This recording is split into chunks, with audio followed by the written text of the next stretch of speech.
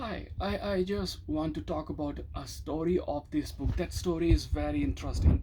There is this character, Gorshkov, it is a Russian name, okay? And he lives with our main protagonist, that is Makar. And they live in a tenement, so they usually meet each other. For your information, Makar, he is very poor in this novel. He barely has something to eat, though he works in the service, but he is always in debt and he doesn't have much money to depend on. So you can imagine that his circumstances are extremely poor and matchless. But Makar says that there is this person, Gorshkov. He is more poor than our main protagonist.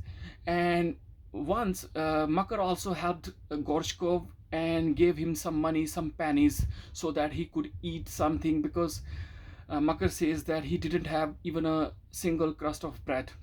So Gorshkov in this novel is depicted as a very poor person, and he has a family, he has a wife, he has two or three children. One child is dead because of some disease and they were unable to treat him or bring a doctor to him, so he died.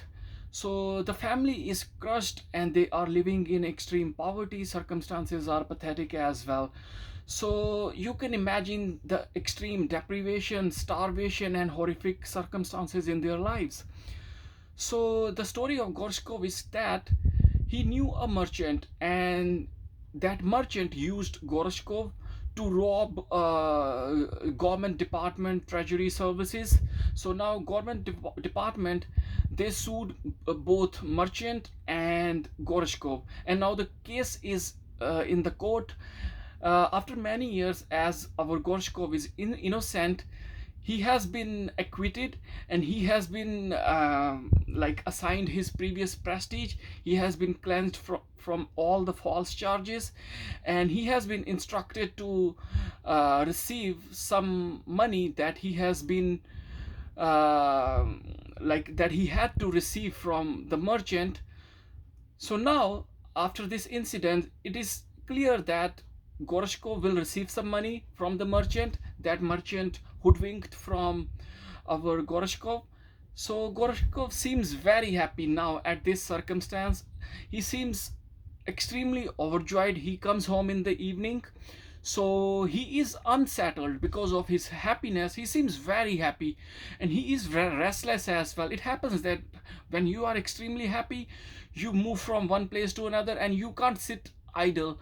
So you feel like always very energetic, and you want to release yourself, you want to emit everything out of yourself. And this is the normal disposition of extreme happiness. So he is no different. He wants to talk to people, and he is so restless, right? So his wife sees him that and tells him that you should rest, you should sit, but he is unable to sit. Still, his wife convinces him that you should lie down for a while, take some rest, and we will see later on.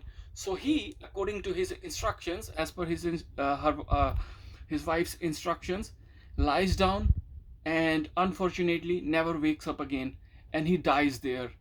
And this story clearly crushes me as well. Like, how could extreme happiness could kill a person? Clearly he suffered from brain fever before his death, but how could a person die of too much happiness? That's what like shocked me, and that's what I came here to discuss with you. Like, how could it be possible that a person who faced all his brutal circumstances, who survived, who saw so much pain and suffering in his life, who who survived even deep and extreme starvation, and who couldn't endure this extreme happiness? How?